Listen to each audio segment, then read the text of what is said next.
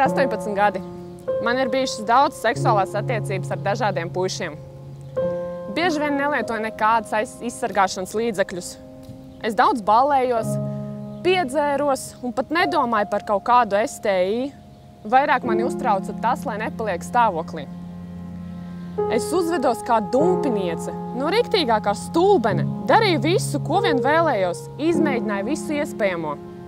Apmēram 3 mēnešus atpakaļ es satiku puisi un pārgulēju ar viņu.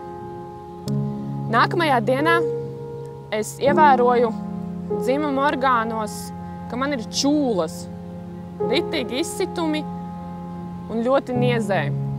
Un par nelaimi man sākās mēneša reizes, kas pasliktināja to stāvokli.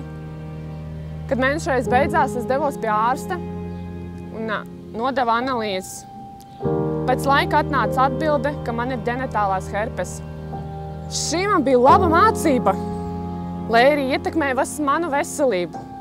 Šobrīd esmu sapratusi, ka ir jāsāk rūpēties par sevi, ka jānovērtē sava dzīve.